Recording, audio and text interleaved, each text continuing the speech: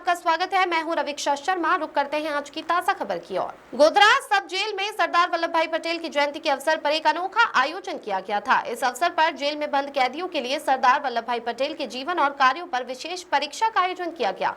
इस परीक्षा में कुल 90 कैदियों ने उत्साहपूर्वक भाग लिया। कल घोषित किए गए परिणाम के अनुसार जुनैद हारून ने 60 में से 59 अंक प्राप्त करके प्रथम स्थान प्राप्त किया, जबकि उवेश ने दूसरा स्थान प्राप्त किया। दोनों विजेताओं को प्रशस्ति पत्र और पुरस्कार से सम्मानित किया गया। कार्यक्रम के दौरान अन्य 10 कैदियों को भी उत्कृष्ट प्रदर्शन के लिए प्रशस्ति पत्र और पुरस्कार प्रदान किए गए। इस कार्यक्रम का उद्देश्य कैदियों में राष्ट्रीय एकता, प्रेरणा और देशभक्ति के मूल्यों के प्रति जागरूकता लाना था। तारीख 28/10/2025 रोज जेलोना वड़ा डॉक्टर KLM राव साहेबની સૂચનાથી સરદાર વલ્લભભાઈ પટેલના જન્મદિન નિમિત્તે જેલની અંદર એક અનોખું આયોજન કરવામાં આવેલું। સરદાર વલ્લભભાઈ પટેલના જીવનચરિત્ર વિશે કેદીઓમાં એક પરીક્ષાનું આયોજન કરવામાં આવ્યું। તેમાં 90 કેદીઓએ પરીક્ષા આપેલી। પરીક્ષામાં 60 માર્કના પ્રશ્નો હતા। 90 કેદીઓ પરીક્ષા આપી, જેનું આજ રોજ અમે રિઝલ્ટ જાહેર કરેલું। તેમાં 60માંથી 59 માર્ક આવેલા।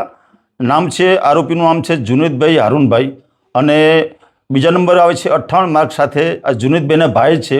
આમ આ બંને કાજા કામના આરોપીએ સરદાર વલ્લભભાઈ પટેલના જીવન ચરિત્ર વિશે એમનો અભ્યાસ કરી સારી રીતે પરીક્ષા આપી અને પ્રથમ અને દ્વિતીય નંબર મેળવી જેલ પ્રશાસન તરફથી તેમને પ્રમાણપત્ર અને ગિફ્ટ આપવામાં આવે છે।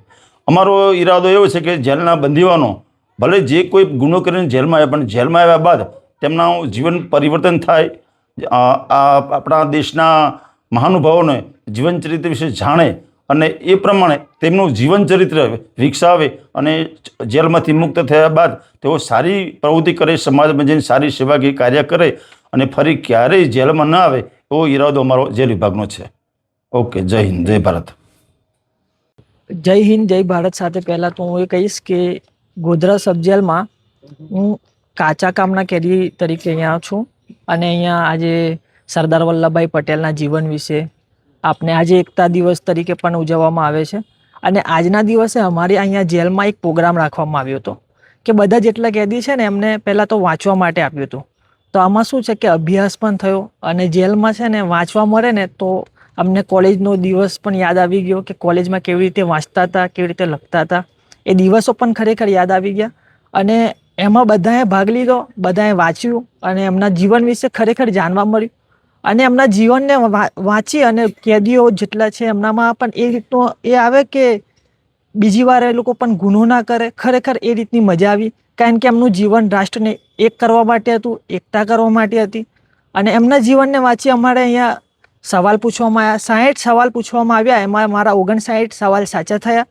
એના માટે પ્રથમ ક્રમે મને પાસ કરવામાં આવ્યો, બીજા ક્રમે મારો ભાઈ પણ પાસ થયો છે અને બીજા ઘણા લોકો અહીંયા નંબર લાવ્યા છે અલગ અલગ। ને ખરેખર આવા પ્રોગ્રામ થાય ને જેલોમાં, જેટલી પણ જેલો છે આવા પ્રોગ્રામ થાય ને તો ખરેખર ઉત્સાહ થાય અને જે ખરાબ કામ થઈ રહ્યા છે, જેવું થઈ રહ્યું છે ને એનું રોકાણ થાય અને ભણતર અને જ્ઞાનનો વધારો થાય। બંદીવાનો છે તેમાં કેવી ઉર્જા છે આવા કાર્યક્રમો લઈને? બીજી વાર આવું પણ થાય ને એવી મજા આવે એમ બધાને વાંચવાની, લખવાની। કારણ કે અહીંયા શું બીજું કંઈ મળે ના વાંચવા લખવાનું, તો આ જે વાંચવા લખવાનું મળ્યું ને ખરેખર મજા આવે ને બીજી વાર આવા પ્રોગ્રામ થાય ને તો ઉત્સાહ વધે અને જે ખરાબ કામો થઈ રહ્યા છે, ખરાબ વર્તન થઈ રહ્યું છે અને અહીંયા જે લોકો મગજથી ભ્રષ્ટ થઈ જાય કારણ કે કંઈ જાણવા ના મળે, કંઈ લખવા ના મળે, બીજી વાતો સમજવા ના મળે, તો બેઠા બેઠા બીજી વાતો થાય। એના કરતાં ભણવામાં ખરેખર ધ્યાન આવી જાય ને તો મજા આવી જાય ને ગુના પણ ઓછા થઈ જાય। જેલ પ્રશાસન આ કાર્યક્રમનું આયોજન કર્યું તેને લઈને શું કહેશો?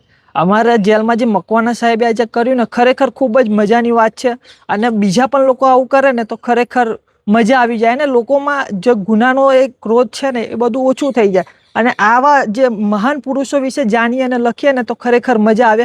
એમની જિંદગીમાં જે હતું ને એ જિંદગીને વાંચે તો થોડું ઘણું બી આપણા અંદર આવી જાય ને તો મજા આવી જાય છે।